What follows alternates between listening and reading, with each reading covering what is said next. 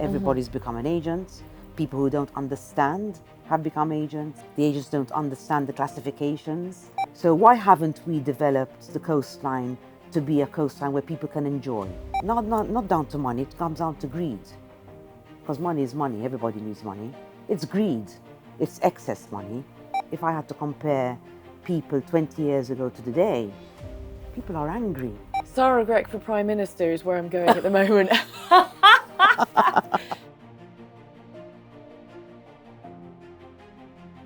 But let's talk about the industry for a second, because you've now been in the industry and a really key figure in the industry for 37 years. We all know that Malta has changed. We talk about how Malta has changed, but how has the real estate industry changed?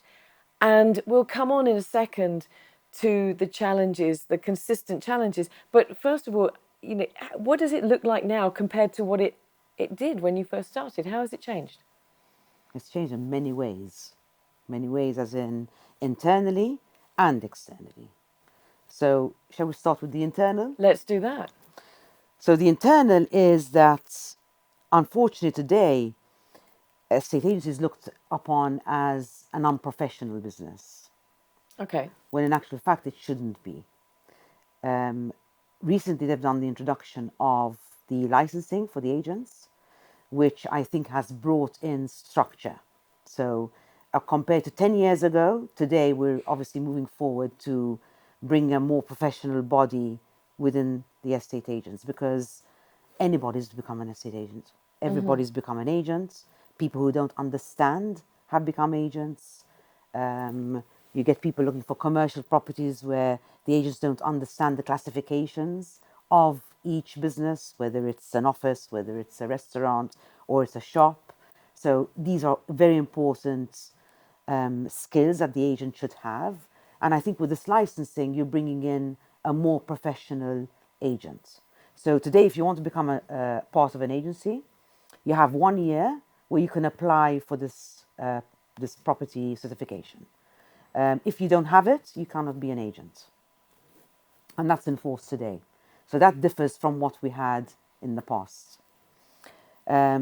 Externally, it's a whole big topic. I mean, it's a big topic. So let's start with the infrastructure, the policies, the laws. There's a lot to talk about.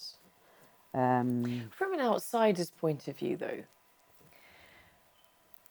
I always see development and possibly, I mean, I'm a bit of a confession here, but property development and real estate as not necessarily Malta's friend, because it gets a very bad name. Because I think a lot of us, all of us, have to live somewhere, but a lot of us would kind of like it to be more as Malta used to be, and Malta has changed an awful lot. Do you feel that? Do you within the regulation, is my perception right or is it wrong?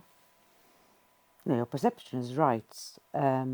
I feel that the people making the decisions for policy have not respected the heritage of the country.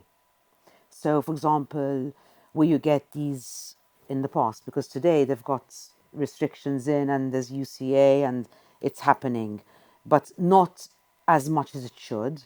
But say, for example, in the past where you had beautiful detached houses on the seafront, why were those dropped down? Why is the policy of the front you can build 9 floors or 11 floors, and at the back you can build 6? It should be the other way around, for God's sake. It should be the streets at the back have the higher buildings, and then as you go towards the seafront, they become lower. Now this is very contradictory to the business I'm in. But I don't care, because I care about the country. I care about the beauty that we've had and that we should retain. Because at the end of the day, I'm a citizen here. So that's the importance. And what's going to happen for my children and their children and their children's children, So we can do much better. We can convert a palazzo into apartments. Why do we have to drop it down? That opinion is not one that I believe we hear very often, because we know why seafront properties are torn down and 12 stories are built instead. And that comes down to money. Not down to money, it comes down to greed. Because money is money, everybody needs money. It's greed, it's excess money. Because at the end of the day, the beauty about Malta is its coastline. So why haven't we developed the coastline to be a coastline where people can enjoy? Why do we have to walk on the rocks and then, there's no proper pathway? Why don't we have proper pavements on the island? Why does a woman with a stroller have to, walk her way through and try and find how to put her where to walk with a stroller? These things count a lot. You seem surprised. I am surprised, but I'm hearing you saying that from, with all due respect, from a woman's point of view. And maybe, Sarah, you are more empathic or understanding of this, because certainly with intention of a stroller, I myself, I'm not a parent, so that idea of the stroller rarely comes to me. But Okay, when somebody we won't says say it, stroller, then we'll say an no, elderly no, person no. But I or mean, a you're young right. child. You're right. You're absolutely spot on. Just because it doesn't affect me doesn't mean to say it doesn't affect a lot of people. And I think that's where having this open conversation and this open thinking, particularly when it comes to these issues, is incredibly important. And I'm surprised as well, because the way that you're kind of talking about your passion and what's important to you must have at some point meant that you've made some difficult decisions. You must have at some point said, I'm not going to support that project, or I'm not going to support that decision, because actually the infrastructure and the heritage of our island is more important to me. Absolutely. Absolutely. But I don't go out and say it. I just don't do it. And how is that then Because received?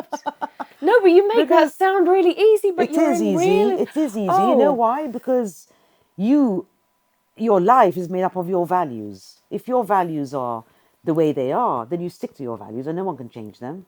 Like I said, you don't have to be greedy. You make money, yes, we go out to work every day to make money. Everybody does. That's a fact. But then there's money and there's greed. Simple as that. so those decisions that you make are motivated by what is for the greater good, not necessarily for yourself. But there are a lot of people making decisions on this island that is for themselves, as you mentioned, greed. And does that not cause issues for you sometimes in the business that you're in? Because perception would say that you occasionally have to stick out like a bit of a sore thumb. And you're a powerful woman, so I'm pretty sure you're not quiet about I it don't mind sticking necessarily. out like a sore thumb. Doesn't affect me. Doesn't affect me. There's so much. There's so many things you can do. So many other properties you can work on. There's so much out there. That's you do what you like doing, and no one can take the joy away from you. Because at the end of the day, if you're going to spend 8, 10 hours working, then you've got to do something you like. You've got to do something you enjoy doing. So if working on a project in Portugal doesn't tickle your fancy, then you just don't do it. Staying with this theme of real estate just for 1 second, and talking about this, the way that Malta has developed and the direction that it's going in. And you've mentioned, that sacrifices are being made for the heritage of the company in favor of greed and lining people's pockets. Your thoughts right now. What, as a country, what do we need to do for the best intentions of the country, for your daughter, for your daughter's children, for your daughter's children's children, and the generations to come? What needs to be done now? I think the people making decisions need to see what people need. We need outdoor space. We need good infrastructure. We need good roads, good pavements, easy access to anywhere, so good transportation. Um, and we need a pretty place, something that's going to make you happy when you walk outside your front door. Not you find garbage in the streets, You find poles which are carrying these lines everywhere. I mean, why aren't our poles painted in certain colors? Why don't we have, you know, garbage cans everywhere, and the garbage cans say, identify, for example, what town you're in? You know, the local councils need to do a little bit more. Yeah, you're smiling at this, right? Because it seems like such an easy I thing think to it do, is. but I'm smiling because you're offering solutions that aren't happening, that aren't, and I'm not suggesting that it is easy for one moment. I'm not suggesting it's easy to run a country, but we're a small country, so change has a fast impact. It can have fast impact. So if these are easy recommendations, if this is what needs to be done, why are we not getting there? I have no idea, because we are a very small population, and there are businesses out there that run the same amount of people in their business as this population does. So you say the prime minister doesn't have, or it's difficult to change things here. I don't think it's difficult. I think it needs somebody who's adamant to really make this country look great, because we do have a beautiful island that we can make look greater than it actually is. You know, add some color, add some life, add some joy. There's so much we can do. Sara Grech for Prime Minister is where I'm going at the moment. Well, let me come to a final question on that part of this conversation. And I think you've already said it, but I'm going to just ask you to reiterate it. If we aren't getting there yet, if we aren't getting there in Malta right now, and we know that that's what the populace wants and what is good for the country, why are we not getting there? Is it as simple as decisions are being made that are in the interests of lining pockets, or is it because there is some other barrier that's stopping this from happening? I don't know if it's either or. Maybe it's just culture. Maybe it's just complacency, or maybe it's just not seeing the joy of life that maybe others see. Maybe they don't realize that people value this kind of quality in their life. Would it make us better people? Would it make us less frustrated? Because if I had to compare people 20 years ago to today, people are angry. They're not as happy as they used to be. And it's quite sad to look at when you see these younger people, 30-year-olds, suffering from depression and not being happy in their jobs and looking out to see what else they can do. It's the joy has gone. And I think that's the island you live in, or the country you live in, plays an important role in that, because things make you frustrated. Your garbage isn't collected, or people are shouting in the streets, or you fall on the pavement. There's many different things. There's lots. So I can't mention them now. You said some very, very key points. And you mentioned about depression and quality of life, and I think this is a concern for everybody. Yeah. And I think this is a concern as we move forward in Malta, because I think all of us have seen a change in Malta, some for the good and some to the detriment of the population. And you've identified that. And I really hope, and I think, like you, we're not quite sure how to get there. But I think that is something that we really need to be passionate about. Yes. And you've said yourself, if the population were happier, then we'd be back in a place where we as a human race would be happier and Absolutely. be able to live more comfortably together. That's why I'm going to vote for you for Prime Minister. But anyway, bringing that back to your industry, to the real estate industry, I want to just touch on something that came to my mind, that you mentioned young people. I recently interviewed in the last season a show of Women of the Future with 3 young women under the age of 21. And I asked them, what is your fear for the future? And one of these amazing young ladies said, I'm never going to be able to own my own home. I'm never going to be able to afford to pay for my own home.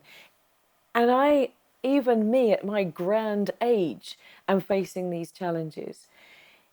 Is there a solution for someone like that, for the younger generation? You yourself talked about what we leave for the generations that come after us. Have we gotten to a place where greed has then meant that even young people cannot afford their own home? Because this is fundamental to our well-being. And my children's children. I mean, yeah, yes, it has become harder, but I would never say never, because there are options. If you aspire to buying something you can't afford, then I agree. But if you start from the beginning, so if it's difficult to buy, look for a smaller unit, 70 square meters. If you can't buy alone, buy with someone, buy with a friend. Once you actually get into the market, then you have something to sell to buy again. So if you sacrifice, if you want to call it sacrifice, or say do with something which you don't really like but you're in the market, spend 3 years, sell, and move on. And each time you move, each time you progress. So you can't say never. You have to find a solution. There's a solution to everything. But you see, you said that word again. And I love the fact that you keep mentioning this word, sacrifice. Yes. Because I think we live in a world where we expect everything without making sacrifice. So you're saying, make those sacrifices. Yes, absolutely. There's sacrifice in everything. Whatever you do. That's the way I see it.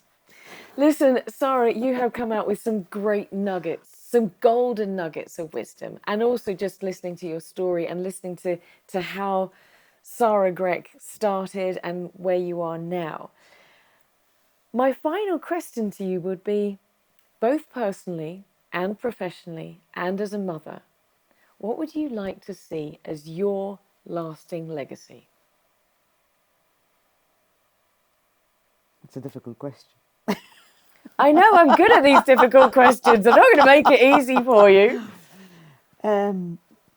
I think if I could, I could feel or know that people have enjoyed dealing with me to find their home as much as I enjoyed serving them into finding their home, that would be great for me, because I've been doing it for many years.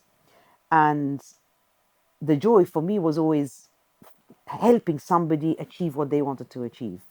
So, for example, the plan I spoke about with this 18-year-old girl, I've gone through those plans with people. I've helped them achieve what they wanted to achieve, and I was sort of just go for this, buy this, and I'll see you in 3 years' time.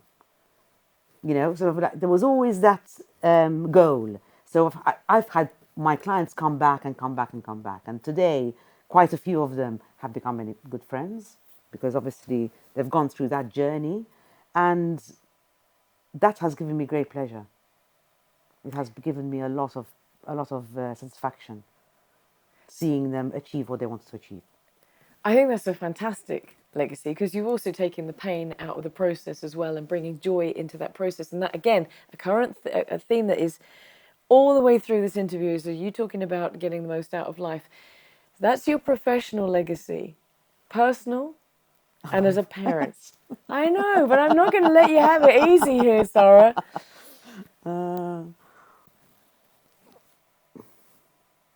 Being remembered as by my kids, to them, I think the travels we've done together, the joy of cooking at home together, the three of them have turned out to all love the kitchen. They're great cooks. And I think that quality time we spent in the kitchen has been the best time for me. Absolutely the best time. So maybe chef. Oh, wow. There we go. Sara Grech. Sara Grech, the real estate queen, the chef, prime minister. Oh my gosh. We've got a whole list. Listen, Sara, thank you so, so much for being with me on the She Word. It has been incredibly insightful and also just very, very inspirational and empowering. I know you don't like me saying that, But you really have, and I want to say a massive thank you to you. And thank you for having me. I enjoyed it.